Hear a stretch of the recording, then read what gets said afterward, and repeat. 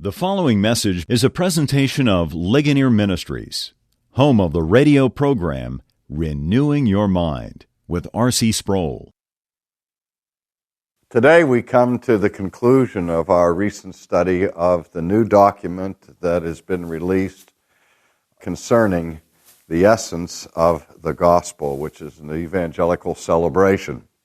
And we've been looking carefully at the second part of that document, the list of articles of affirmation and denial.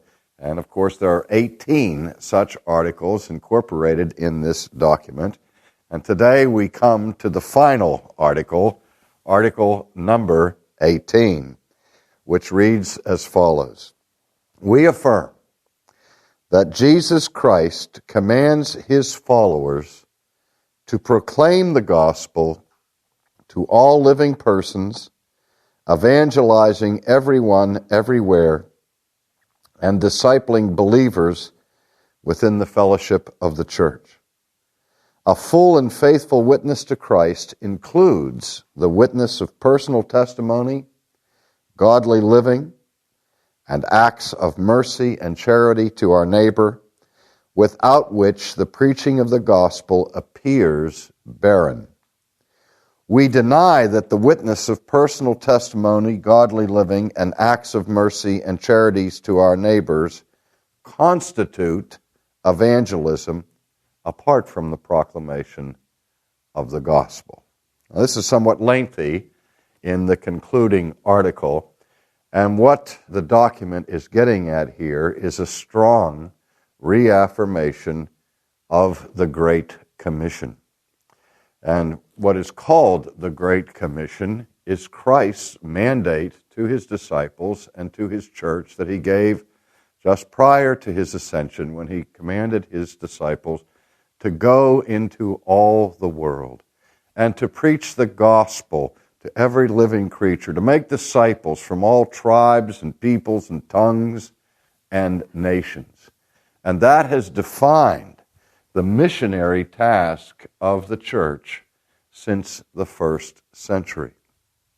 I recently had a discussion, it really wasn't that recent now that I think about it, with a missionary that had been laboring in a remote part of the world, ministering to a group of people who had never seen a white person before, and they were primitive in their culture and so on, and had no contact with the outside world. And this person labored with this tribe for several years, and when they finally came to an understanding of the gospel, many were converted to Christ, including the chief of the village. And on one occasion, the chief asked the missionary how long ago Jesus lived on the earth. And the woman tried to find a way to communicate in the language of the people the vast distance of time of 2,000 years, and there was no way that she could make that communication possible until, they talked about so many moons and so many generations and so on. And so finally, the chief took some sticks and he let each stick represent a generation. And he asked the question, he said, "Did Jesus live during my generation?" And the missionary said, "No." And so then he put a second stick and he said, "Well, did he live during my father's life?" "No." And then a third stick, "My grandfather's life?" "No."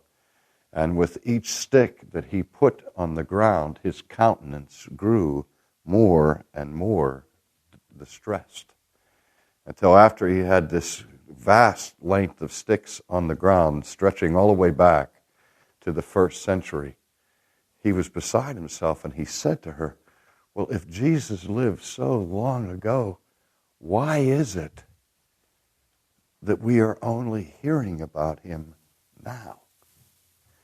Well, of course, the only answer we can give to a question like that is that we have not been as faithful as we ought to be to the Great Commission of Christ. In fact, there remain many, many people on the globe today who have never heard the name of Christ. In fact, today, a record is being set in the world. There are more people dying today, on this day in human history, without ever having heard the gospel of Christ than on any day in past history. And the record that is being set today is breaking the record that was set yesterday. And today's record will be broken tomorrow, because we are at a point now in history where the population expansion of the world is moving at a more rapid pace than is the pace of the church's outreach in missionary activity to preach the gospel to every living creature. And perhaps there's no generation with less of an excuse to fulfill the Great Commission than ours, because the world has become so much smaller than it ever was in the past, with our ability to travel with the modern conveniences and conveyances that we have. But again, the first affirmation is a reminder that Christ commands his followers to proclaim the gospel to all living persons, evangelizing everyone, everywhere.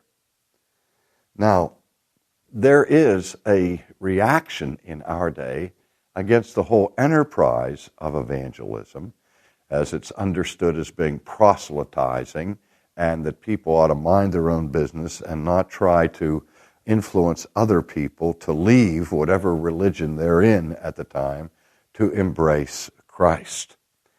In fact, in many churches in our day that are engaged in evangelism here in the United States, it's tacitly assumed that certain people or certain groups, either ethnic groups or religious groups, are out of bounds for evangelism, because if you begin an outreach to Muslims or to Buddhists in the neighborhood or to the Jewish community in the neighborhood, you expose yourself to much hostility, as evangelism inevitably involves a conflict of ideas, which conflict of ideas can sometimes escalate into more serious kinds, if there is such a thing as more serious kind of conflict than that.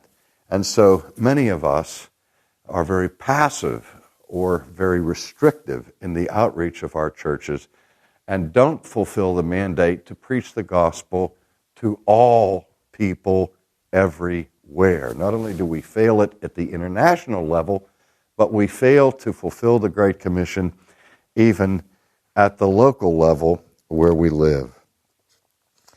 And it says the command is to proclaim the gospel to all living persons, evangelizing everyone everywhere, and discipling believers within the fellowship of the church. Now that's there for a reason. That the mandate of the Great Commission is not merely to proclaim, but it is also to educate or to disciple. In Jesus' commission, he said, preach the gospel and make disciples. A disciple is a learner in biblical terms. And a disciple is a student. And that means that after people respond to the gospel, they are to be engaged in more than enjoying the fellowship of the church or even the worship of the church, but they are also called to be deeply involved in the educational exercise and operation of the church. Because the church exists not only to proclaim, but also to ground the converts to Christ in a deep understanding of the things of God. In the early church, the distinction was between didache, which is the educational, catechetical instruction, as distinguished from the kerygma, which was the proclamation. The early church saw evangelism, and those who responded to the evangelism were then brought into the fold of the church, and that began their nurture and discipling as students and followers of Christ. Now it goes on to say, a full and faithful witness to Christ includes the witness of personal testimony, godly living, and acts of mercy and charity to our neighbor, without which the preaching of the gospel appears barren. Now let me say first about this, that this section of Article 18 speaks about different ways to bear witness to Christ. Now, I've said before in other programs, and I'll say it now again in this context, in the New Testament there is a difference or a distinction between evangelism and witnessing. And I say that for this reason, that in the contemporary popular jargon of Christians, Christians tend to use the term to witness as a synonym for the verb to evangelize, as if the words were interchangeable. Now, to bear witness to Christ is to call attention to Him in many different ways. We do it by the example that we seek to set with godly living. We seek to bear witness or to make manifest the presence of Christ through deeds and acts of mercy, by feeding the hungry and giving shelter to the homeless, and all of these charitable endeavors. Those are all kinds of witnessing, but they are not evangelism. Evangelism is one form of witnessing. So that all evangelism does bear witness to Christ. So all evangelism is witnessing. But not all witnessing is evangelism. There are many ways that we bear witness to the Lordship of Christ. One of which, and we may even say the chief of which, is the proclamation of the gospel. But why do we say this? It's important because many people say, well, I do my evangelism by my example. I don't ever proclaim Christ with words. I proclaim Christ with my life. Now, what can your life tell people about the content of the gospel? They can look at you from now until kingdom come and still know nothing of the atonement of Christ, know nothing of the resurrection of Christ, know nothing of the doctrine of justification by faith alone. How can anybody read that simply by watching your life? Your godly example may provoke somebody's interest and say, why do you live the way that you live? It may be the occasion for you to explain the gospel to them, but the bare, naked example itself will not communicate the gospel to people. And sometimes we use that as an excuse for remaining silent and not proclaiming the gospel to people. We say, well, I'm not going to push my views on them verbally. I'll wait until they respond to my stellar example. The other weakness to this argument is few of us are so far along in our sanctification that the world is beating a path to our door, knocking on our door saying, what is it that makes you so special? What do you have that I don't have? And tell me how I can get it. In fact, the closer scrutiny they give to us, they wonder whether we believe the gospel at all. But it goes on to say, a full and faithful witness to Christ includes, for example, the witness of personal testimony, the witness of godly living, acts of mercy and charity to our neighbor, without which the preaching of the gospel appears barren. Now, obviously, if I show no concern for the basic daily needs of my neighbors, and all I do is preach to them about Jesus, my preaching will sound and seem barren to them. Remember, it is through the preaching that God has chosen to save the world, and it is the gospel that God uses as His power to bring people to Christ.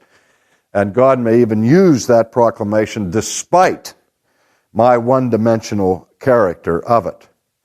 But at the same time, we are warned in the New Testament by James, for example, when James writes to his people, when he says in chapter 2 of his epistle, what does it profit, my brethren, if someone says he has faith but does not have works?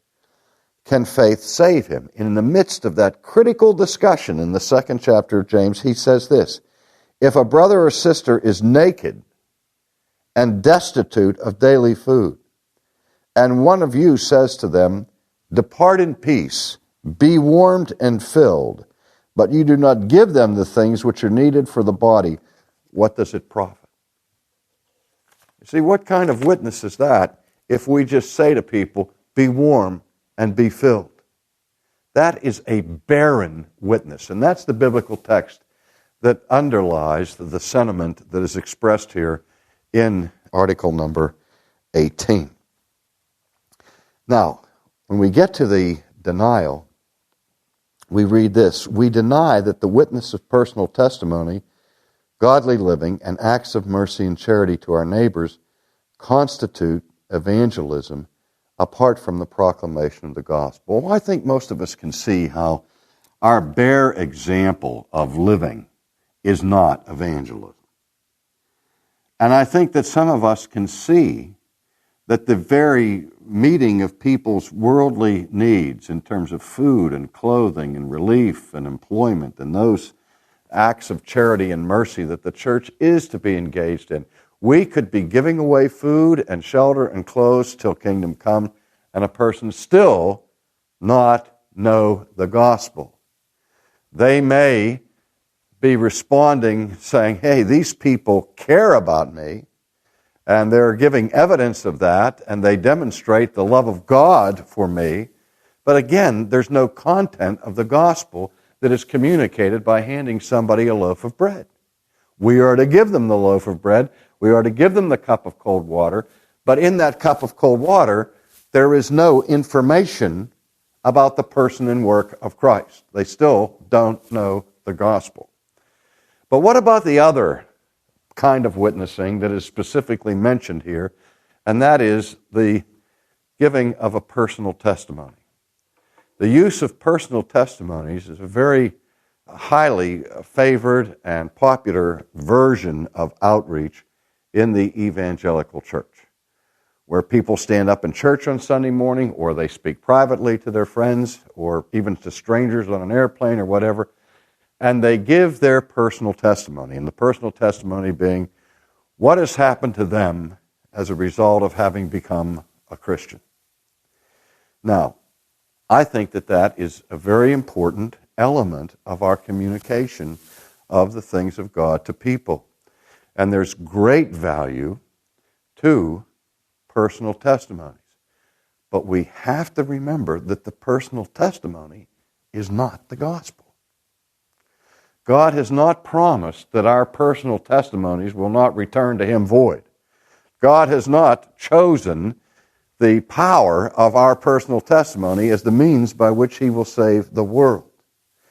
Because what my personal testimony does is indirectly talks about Christ, but specifically talks about me and my particular situation. And it may or may not relate to where the person is that I'm communicating with. But the gospel relates to everybody. The gospel has objective, compelling truth contained within it. And that's what we are proclaimed to teach. Again, the testimony may be a lead-in for that, but let's not deceive ourselves into thinking that because we've given a personal testimony, that therefore we've, quote, shared the gospel with somebody. Because the gospel has a definite content that people need to hear and need to understand. I think, for example, the New Testament of the man born blind that Jesus healed. And when He healed him, the Pharisees got all upset at the claim of His healings, and they investigated the man's family, and the man's family verified that Jesus had indeed restored the blind man's sight. And so they came and interrogated the blind man again and say, well, did this man really give you back your sight? How did he do it? Well, he did it by mixing some clay and some spittle and put it on my eyes. And when was that? It was on the Sabbath day. Well, then he was working on the Sabbath day. This man's an evildoer. He can't be an agent of God. What do you think he is? And he said, well, I think he's a prophet. Well, they pushed the interrogation further with him, and finally he says, out of frustration, presumably, hey, all I know is that once I was blind, and now I see. You guys figure it out. You know, He wasn't a theologian. He himself did not yet know the full content of the gospel. All he knew is what Jesus had done for him. And that's valuable, because even if we don't have a grip on the full content of the gospel, we can become a witness for Christ the day that we're converted by sharing with other people what Christ has done in our lives. But again, we must never let the personal testimony become a substitute for the proclamation of the gospel itself. Again, the denial. We deny that the witness of personal testimony, godly living, acts of mercy and charity to our neighbors constitute evangelism apart from the proclamation of the gospel. At the conclusion of this celebration of evangelism, which is interdenominational, there is a statement of commitment that is attached to the end of the document that reads as follows. As evangelicals united in the gospel, we promise to watch over and care for one another, to pray for and forgive one another, and to reach out in love and truth to God's people everywhere, for we are one family, one in the Holy Spirit, and one in Christ. Centuries ago, it was truly said that in things necessary there must be unity, in things less than necessary there must be liberty, and in all things there must be charity. We see all of these gospel truths as necessary. Now, the point of this concluding commitment is this, that though there is a wide diversity of faiths represented here and denominations and those that are involved in this document, and though there is a clear recognition that there are all kinds of theological issues that still divide us at this point and at that point. But what the document is focusing on is that which has been the glue and cement of evangelical unity since the Reformation, the gospel itself. This is the necessary point by which Christians can come together in fellowship. For more information about Ligonier Ministries, call 1-800-435-4343 or contact us on the web at ligonier.org. That's ligonier.org. Or write P.O. Box 54, 7500, Orlando, Florida, 32854.